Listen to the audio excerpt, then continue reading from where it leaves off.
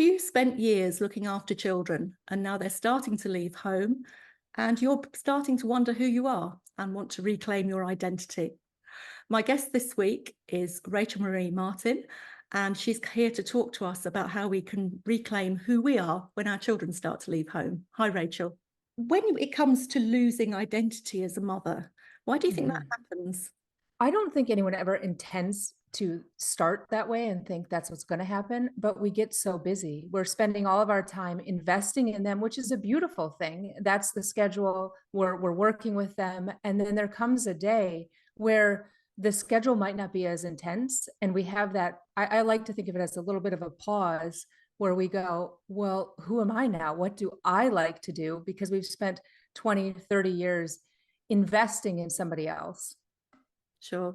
And Mhm. as you say, it's a beautiful thing to do. And I think when you become a mother, that's what you want to do. You want to throw yourself into everything. That's your role. And you're absolutely right. When you're thinking of having a baby, we all think we're going to do it differently, don't we? We look around at our friends and our relatives and so on, think, well, I won't do that. And then Mhm. you have a baby and suddenly you realize that, yeah, you're probably going to go and get the biscuit tin or sorry, the cookie jar. Right. On certain points or put on the TV or what have you. You're talking from experience because you've got quite a few children, haven't you? I do. I have 7 of my own children from my first marriage, and then I was remarried about 4.5 years ago and added in another 4, and then a couple of our kids are now married. So we have a very, very large family. And I like to add that last year we adopted a rescue dog, which, we weren't busy enough. Just to throw that into the mix. Right. Yeah. Yes, I think sometimes that my daughter stayed here before she emigrated to New Zealand, and she brought her dog with her as well as her Uh-huh. husband's baby. And I'd never had a dog in the house before. I really miss the dog now they've gone. I miss the Yeah, baby and my daughter, but the dog. the dog, yeah. Well, it's unconditional love. They need you all the time, but there is this definite unconditional. They just love you. They want to be around you, even if you've had the greatest day or the worst day. So I get it. Do you think that having a dog and, as they say, becoming a dog mum or a dog dad, does it help to fill that hole when children start to leave home? Well, what's interesting about that is for my husband, I definitely see that he loved to play with the kids when they were young, like run around and do all that, and he loves to do that with the dog. So we've all decided like, well, now you have a new play person. But I do think it helps. It keeps you busy too. I mean, there's always an activity with having one, and they like a schedule. So Mm. you are definitely committed to a level of being busy and then activity. There's not a day that goes by where our dog isn't like, hey, reminding us that he needs to go on a walk. So you're back into a caring role straight away. Yes. I know not Yes. all of your children have left home, so you haven't got a completely empty nest, but you've definitely got an emptying nest. Are you noticing that from a emotional point of view? It's interesting. My oldest is 28, and I can remember when she left for college and or university. But I just remember feeling like, wow, that went so fast. And then now it's as they're leaving, there's a part of me that's really, really excited for them because it's this unearthing of who they're going to be. So I have another son that just graduated this year and is going to college. And I am thrilled for him, partially too, because it's I feel like I don't want to cling too tightly anymore. And I think that's part of what it is to have them leave the nest is, you hold on to their hand when they're very little. And I think all of motherhood is kind of releasing that grip. But the kids, they always know that it's there. One of my other daughters will call sometimes just to check in and other times just to ask me, is this chicken okay? Like weird mothering things yet, which I always answer when in doubt, throw it out. I'm just going to let you know. But Advice. but yeah, it's good. I'm like, if you're thinking to call me, maybe you shouldn't eat it. But I love having adult kids because there's a level of relationship that we can have that I didn't expect when they were young. I didn't even have it in my my bank of knowledge in some ways, that there could be a relationship or a friendship. And now that I'm in that spot, it's exciting for me. Yeah, there's a transitional phase, isn't there, when they get to sort of mid-teens. And I found that I've got four, and it's quite tricky to navigate, I think, sometimes. But with three of them actually, I went away with them and had a road trip or something like that. And we got to know each other on a different level, on that adult to adult level. And that really helped me to separate as the mother that's going to be hovering, and Right, to right. accept them as adults and know them as adults, because that's, really quite exciting. We have this thing over here, I don't know if with the cost of living and the housing crisis and so on, this boomerang kids generation, where they keep coming back. I've actually got my youngest son here at the moment, although he's off again next month. But that's been quite a challenge as well, because you just get used to them being away, and you look at your husband and say, well, hang on, who are you? Right. You just get to know. And then somebody comes back again. I definitely lost my identity when I was sort of at home with small children. They're so demanding, and as you say, we want to do that for them. What do you do when you turn around and, as I just said, they go and you think, okay, it's really quiet, and what now? I think the what now question is the question that actually scares a lot of us. We think, oh, how could I have this question? Wasn't that the question my teen had when they were going to go into college, and when they were wondering what to do, what now? And we think we should have had it all figured out, or we should know. And I love the what now question, because it's the question of possibility.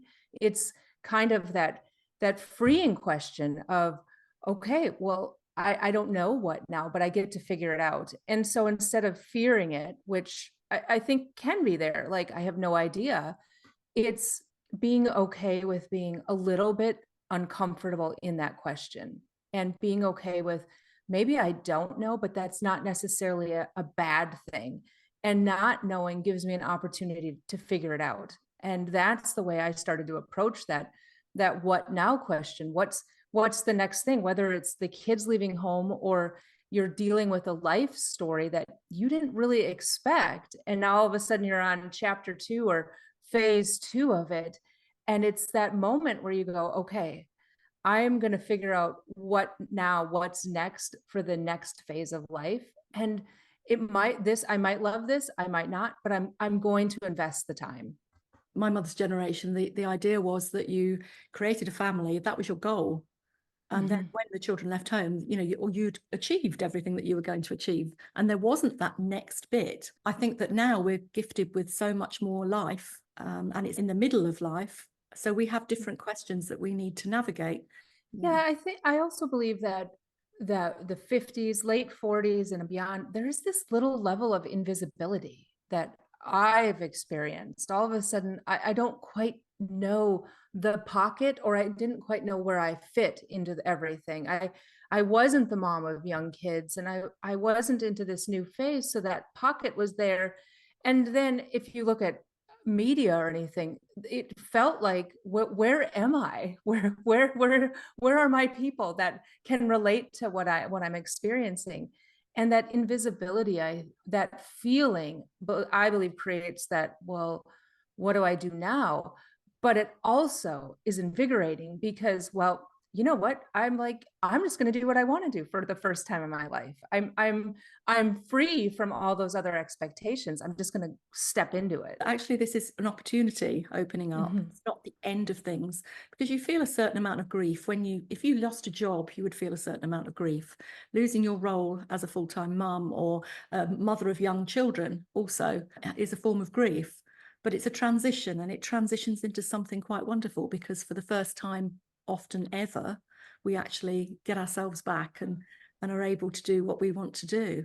But what if you don't know what you want to do? What then? It takes being okay with not knowing. A lot of times, for me or others, I've discovered that we get busy. If we don't know, we kind of bury ourselves into either not doing anything or ignoring it. And if you don't know, I believe each of us has that kind of spark, that calling within us of what it is.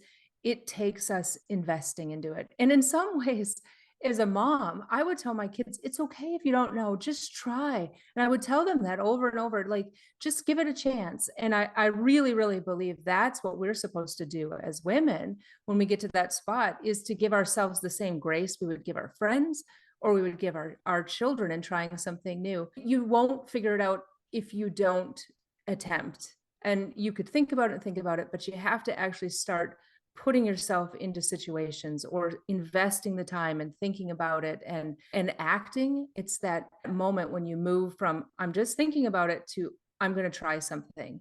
And in the trying, you might discover what you love. It might not be what you ever expected, but if you didn't take the steps prior to it, you wouldn't get to that place where you have something that brings you a lot of joy.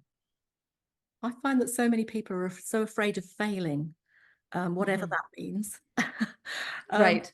it's really like we kind of grew up. We didn't have computers and things like that, and then the generation that came after me, probably your generation, actually, you try things on a computer. You press buttons. It's not the end of the Mhm. world. It's like a digital camera. I could take as many Mhm. photos as I want, but I might only use two of them. Whereas on film, you only had one Mhm. chance.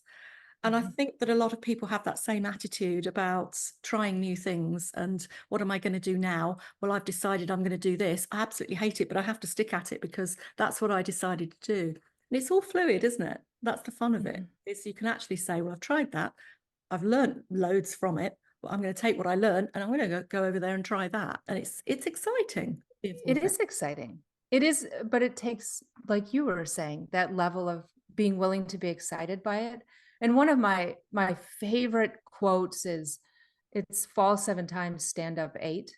And I love that saying, because the presupposition, it's not fall once and then figure it out. It's the presupposition is there's a lot of times that you're going to fall, or a lot of times where it's not going to look right. And it doesn't end on fall, it ends on stand. And I really believe every single time we, okay, well, that didn't work, or okay, I tried that, we stand up, we discover more about ourselves, and we gain that kind of inner grit and, I don't know, confidence in self.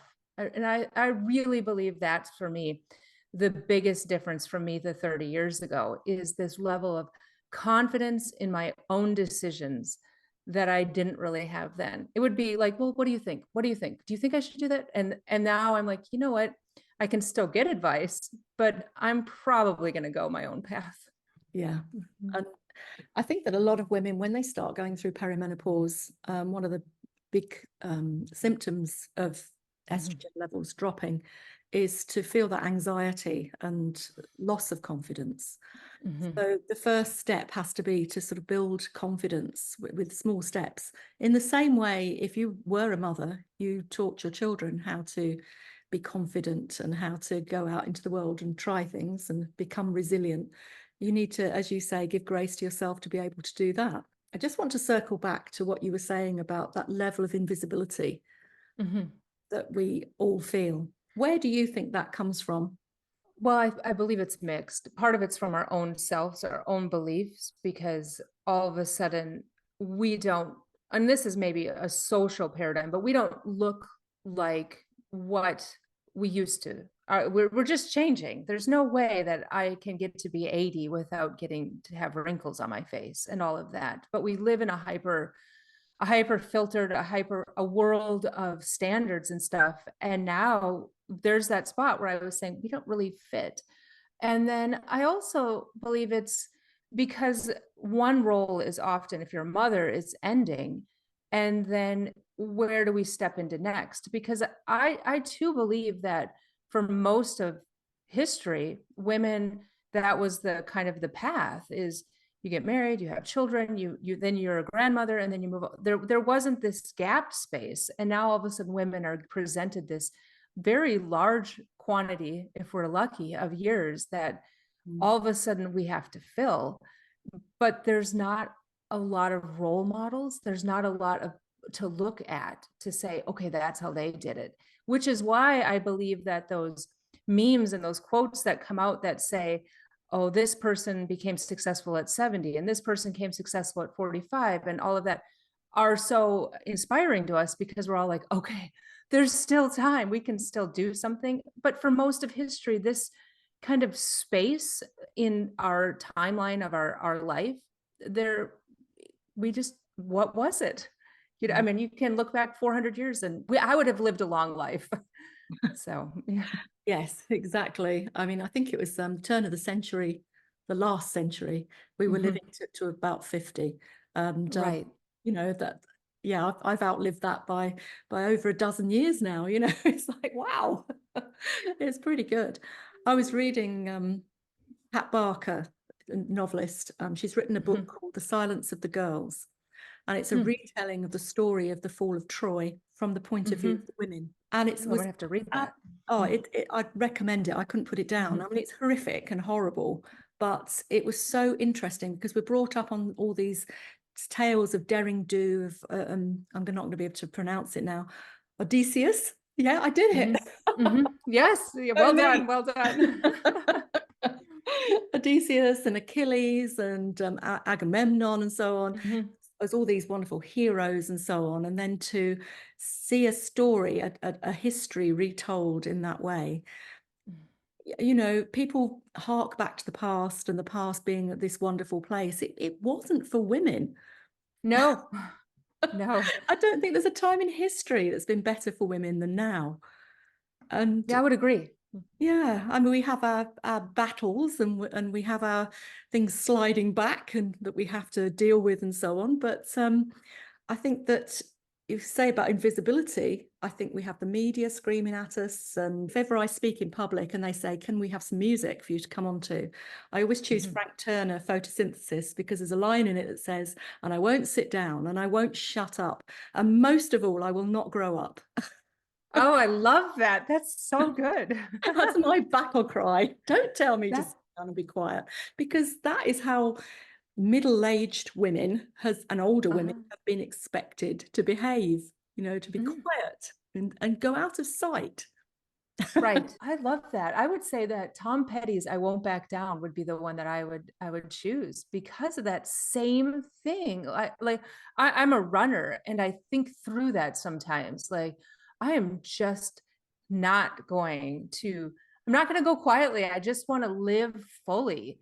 And to your point about women in history, there's many times where I will remind women, whether I'm speaking on stage or it's on my platform, that for most of history, women would have loved to have the voice and the ability to use the internet to express themselves.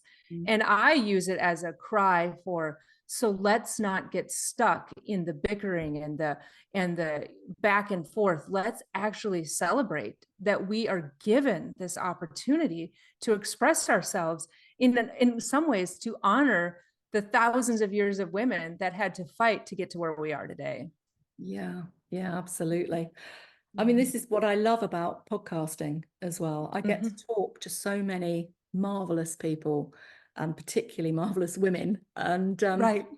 you know, across nations, and we can talk together, we can support each other. There's never been a time in history where we can reach out to each other the way we do now. And I think it's fantastic. I used to have a hobby pre-COVID. Right. And I need to start doing it again. I would come mainly in the States because I can speak English, but I would visit my Facebook friends. I love that. My husband does that. Yeah. Yes, because so many people, you know you're going to love them and that you're going to be comfortable with them. And some of my best friends are women that I've been in Facebook groups with and got to know, or I've interviewed on the podcast or what have you. And it's enriched my life to such a degree.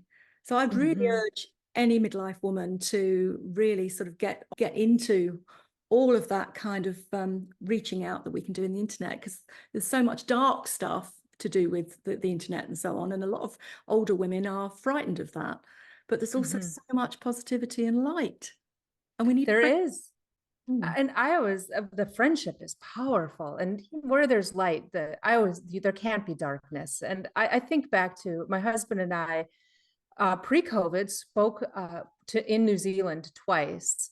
And we both times would stay with friends of the host that we were with. So we would travel all around. And some of my favorite and dearest relationships are with these families that I didn't know them prior to them opening their home to me. And I just love that I had that opportunity to sit at the table, to learn, to talk. And if I had just remained in like, okay, I'm just going to move from place to place and stay in a hotel and not do that, I would have missed out on the opportunity. Every Christmas, every year, we send cards all over the world to people that we've either stayed with or met or created and cultivated those friendships with. The thing with invisibility, it doesn't matter how much outside influence there is. So media and culture and society, if you feel invisible to yourself, that's the most important piece of that. Because if you allow yourself to shrink back and become invisible and not have a voice, this is a rallying call to everyone to speak up. A lot of women that I speak to, when they go through the perimenopause years, feel so much rage. Where that comes from, it can be different for every woman, but we need to harness that, because goodness knows the world needs our voices now more than it ever did. So if you want to make a difference in the world, you need to be visible to yourself and work on your own confidence and your own sense of who you are, so that you can go out into the world and give voice to what you need to give voice to. I absolutely love the visible to self. That was beautiful. I mean, I appreciate you saying that, because I've chosen a word for the year for the last decade. And this last year, the word that I chose was confidence. And I made a choice with confidence meant that I was going to put myself into situations that I previously would probably say, no, I'm not going to do that. Or no, I wanted to stretch the bit of uncomfortable, because I knew that every single time I would stretch uncomfortable, the part that was uncomfortable would become comfortable, and I would gradually develop that confidence. But it meant me doing things that normally I wouldn't do. And at the beginning of the year here, my husband and his kids would like to do this polar plunge, they call it, where they would jump into a really cold water. And I was like, I'm not doing that. And I grew up in a very cold place, but I was like, I'm not doing that. And this year, I remember driving to the lake, and it's not even that cold, because I live in Nashville, Tennessee. So it's cold, but not like that. And the whole drive, I was like, you know what? I don't want to do it because I don't want to be cold. And I thought, I am stronger than cold. And so I ended up doing it. And I go underwater and I stand up and I'm freezing and I fall back in again because I was so cold. But I was only cold for about 5 minutes. And the confidence that gave me was huge. I thought, oh my goodness, you would have missed out on this exhilarating thing because you just wanted to stay warm. So it was really an eye opener. Yeah. And I think this is the thing as well, that people would look at you and see a successful, very together woman, and maybe not think that they could do whatever they want to do to the level that you're doing what you do. And what people don't realize is that it's pushing yourself out of your comfort zone that enables you to do those things. It's not that you don't feel the fear. That famous book from years ago, Feel the Fear and Do It Anyway. Right. I will have times where I really can't do that. I just have to pull the duvet over my head. Just because you push forward and you start to move forward doesn't mean that suddenly you're Superwoman. Right. You don't feel the same feelings that everybody else is feeling. I think it's important for people to realize that they're not successful because they're Superwoman. They're successful because they're prepared to be uncomfortable and to keep going, to persist and believe in themselves. What has given you your push, your incentive to move forward? It's the realization that if I don't, there's bitterness on the other side. I knew there was a day probably over a decade ago where I was kind of skirting the line of playing it safe. And I realized that you can't be really full of joy and try to be true. You can't just be in the middle. And I realized on the opposite side of joy was bitterness. And I had known too many people that were bitter at the end of their life. And I didn't want to leave that legacy for my kids. So it created this drive in me to like, I might as well go down swinging. I might as well try, because I didn't want to get to the point in life where I thought my biggest regret was, why didn't I try to do that when I had the opportunity to do that? So you're exactly right. That doesn't mean that every single day I'm out there running at my best pace. There are many days, because again, I'm a runner, that I'll come back and I will say, that was the worst run ever. But I still did it. I still accomplished it. And sometimes it might even be, okay, I'm just going to run to the stop sign and back today. What it's, and it goes to be reminded that everybody that we see have that moment of super success, all of that, we're missing the 18 years or the 5 years of small choices made every single day. Like, I'm going to just try, I'm going to lace up my shoes, I'm going to go out. And it's that we see the after and often miss all of that before of that drive that it takes. That old thing, isn't it, of the overnight sensation that's taken 20 years to get there. Right, exactly. Yeah, I mean, we're so good at comparing ourselves, aren't we? And sometimes we're comparing our start with somebody else's experience, and it's just chalk and cheese. You can't compare yourself to somebody who's been going at it all that time. So it's Right. one step at a time, work out what you want to do, or try different things until that's how you work out what you're going to do, as you said earlier, and then keep moving forward. I'd like to know about your book that's coming out. All right. Well, I have a book. It's coming out August 27th, and it's Get Your Spark Back. And it's about how to find happiness and reignite your life. And it was based off my own journey of, well, how do I get my spark back? I had gone through a really hard divorce about over a decade ago, and then rebuilt my life and started a business, but my kids were leaving. And all of a sudden I had that moment where I was like, well, I don't know, who am I now? What's the next phase? And so it's many of my readers would ask me, well, how do I get my spark back? Because they saw me kind of emerge again. And it answers those questions.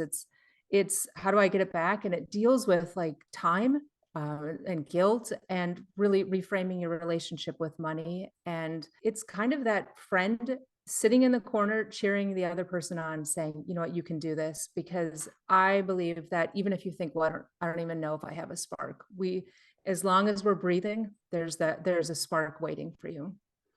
Sometimes you just need somebody to blow on it for you a little bit. Exactly.